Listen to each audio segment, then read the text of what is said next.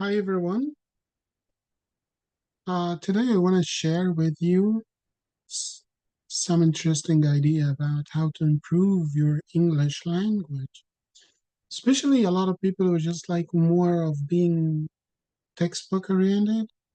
But what we need to work on instead to improve our pronunciation and the way we communicate in another language by just like adopting a different approach.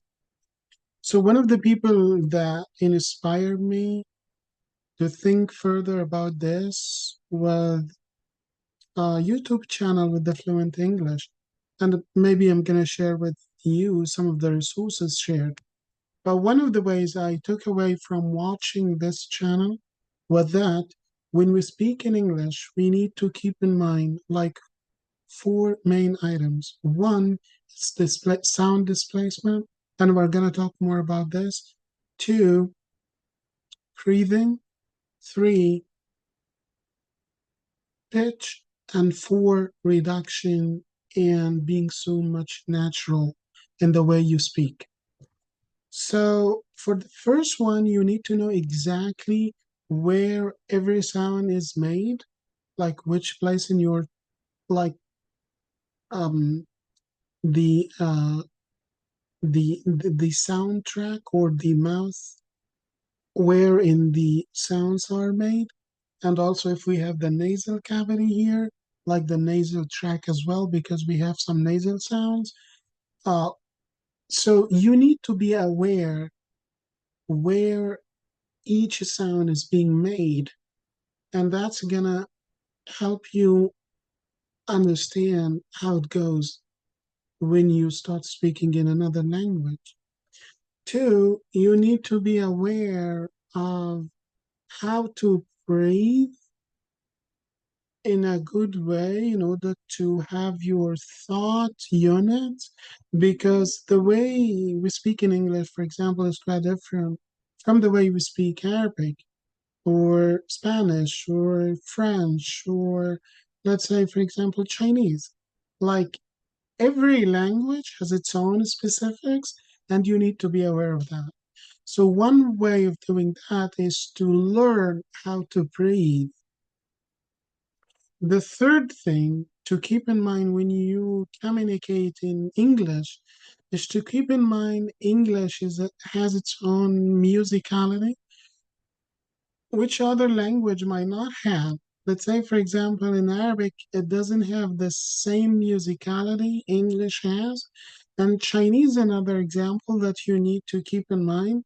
So in Arabic, for example, it's more of being flat, or the tone itself is just like it's a little bit of being wavy, but it's just like it's hitting the same kind of note. But in English, it goes like stairs, ups and downs, ups and downs, ups and downs.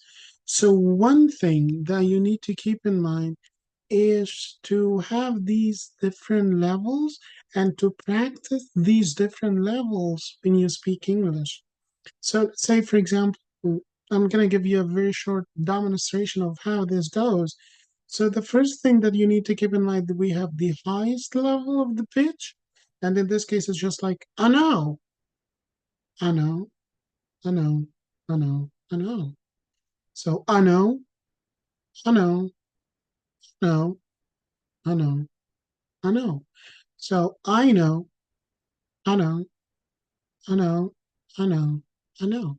So here, as if you're going downstairs, you see you started with a high kind of volume, and then you move down the track until you hit the lowest level of the pitch here. So that's something that you need to keep in mind. It's really important and it's highly significant when it comes to communicating in English. And it would be sounding more natural, and even you would be more understandable by native speaker. So one of the things that impacted my pronunciation for quite a while when I started speaking English was just like knowing the intonation and the pitch, the musicality of the language itself. But And even sometimes, like I remember one of the funny incidents that happened to me when I moved on to the States was just like I was in at Walmart and I was getting some grocery and I was just like at the cashier paying for my stuff and she was just like scanning my stuff and uh, I was about to cash out and then she said something, anything else or something like that and I said thank you and she said where are you from? I said what? I was just like, I only said two words, thank you. And she said, where are you from? And she said, why? What do you mean? Just like, you're not from around here. Where are you from? And I said, I'm from Egypt. And she said, wow, I know. Okay. I have some Lebanese. And then we have a very small talk. And she was so friendly. But my point is, she instantly knows where I'm from because of just like putting the again stress on the wrong place. I was supposed to say thank you. And instead of saying thank you, I said, and instead of saying thank you, and instead of saying thank you, I said thank you. And in this case, it's just like, what? Where are you from? So you see, it's just like you know the word, you know the sounds, you did everything right, but just like intonation is also another key element. And honestly, in many school setting, we don't pay attention, like I would say, enough attention to this like language function because it's not only about saying one thing, but it comes with the tons of meaning. So to speak, it's kind of loaded. Like that's something that you need to invest your time in order to be intelligible, in order to be able to communicate, and then also in order to reduce your accent when you're speaking in another language. So, with that being said, what you need to keep in mind is just like, you need to keep this kind of stairs when you go down speaking that language. The third thing that you need to keep in mind has to do with the thought unit. So,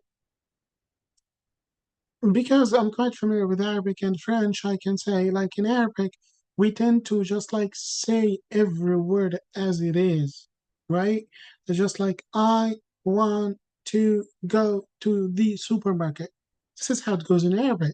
If I say like an Arabic sentence, it would just like sound the same. But in English, it's quite different. It doesn't go like that. So what you need to do when you communicate is just like to keep this in the back of your head here, just like you have this kind of, a reminder in the back of your head saying, no, no, no, no, this is not how it goes it's okay in Arabic. It doesn't sound like that in English. So what you need to do is just like to change that into the English way, meaning, so if you have a sentence, you can just like start by cutting it into two words, three words, four words, and practice that. So if it's okay to go by two words, that's fine. Three words, but the most related words. I'm trying to simplify things. It's not that simple, but just like it's a practice, like it's a way of doing that in a practical way. So cut it down into three words. Again, if it's okay, four words and then short sentences, and then you go from there. But just like that's something that you need to practice as well. Lastly, you need to learn how to connect words, how just like to have one word flow into the other, just as if you're having crushing. And in this case, what you need to keep in mind is just like to connect words. Like if a word ends in a consonant, the next word starts with a vowel, just like combine them. Like we have, for example, litten, like live in, we say litten.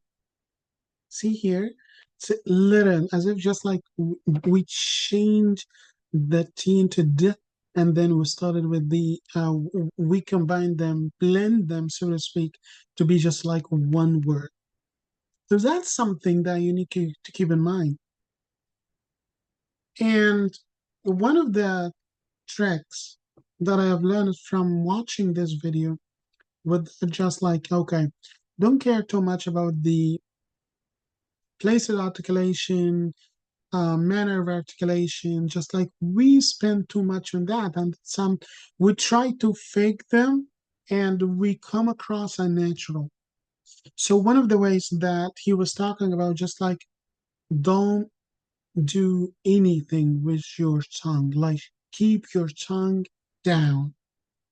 So let's say, for example, if you want to say like the difference between B and P, it's just like we used to keep in mind that both of them are bilabial.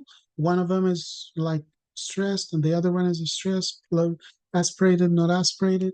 But just like he revealed one of the tricks that I really love, which he said, okay, when you say the B, just like with the lower lip and then the upper teeth, so just B, and that's it. I used just like to spend a lot of effort trying to differentiate between that one and that one. But just like with this very simple trick, there you go. Just like me. I have a book right now, and it come across right here. I can see that just like, and if you have the other one, you can just like aspirate it, just like P. You see? So that's my point. And also, when you try to say R, it's just like, oh, just like keep your tongue down and say R. The back of your tongue is up, and just like R, forever. That's it. Forever. See? Or you can start saying words like several. See? So in this case, my point is to keep your tongue down, keep the stairs movement as if you're moving down or moving up. And just like later on, we're going to talk in another video about the intonation. Like when it comes to sentences, you start up, you go down at the end. And then when you start a question, you go up. And then if it's WH question, like information seeking question, what you need to keep in mind, just like, start up here and go down until you hit the flat tone. And then if it's a yes, no questions are like, are you gonna go? That will just like a go up. A very simple way is just like to improve your English. And just so at the end, to recap, keep in mind just like one, sounds placement, two, breathing, three, pitch, four, thought units, and of course, the musicality will come across. I hope that makes sense to everybody. And if you have any question, just like leave it in the comment space and I will get back to it. See you guys in another video.